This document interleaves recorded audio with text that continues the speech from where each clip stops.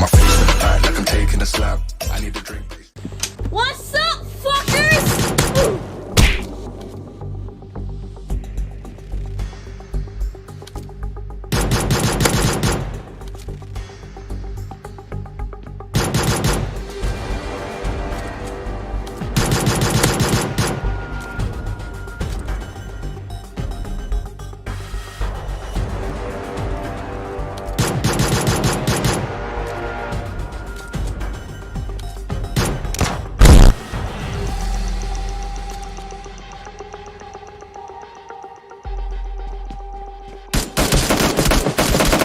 What he's doing?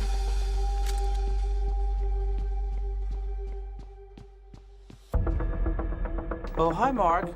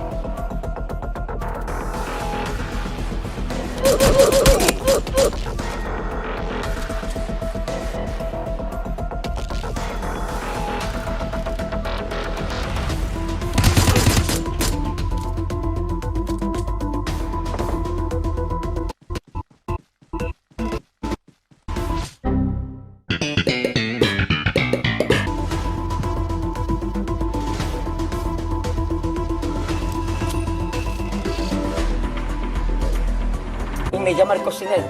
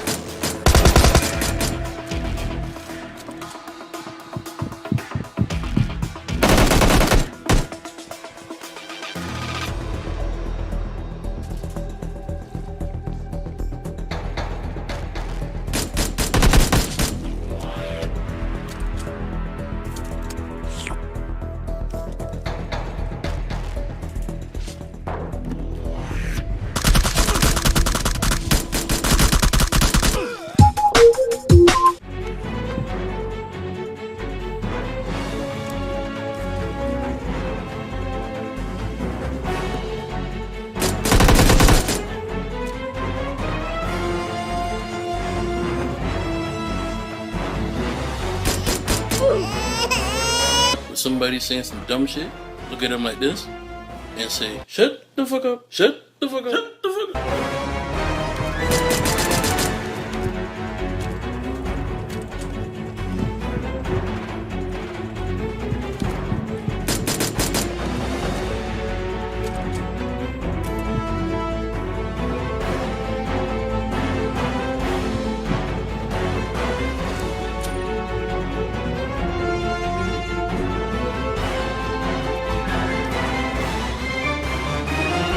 Look at this dude.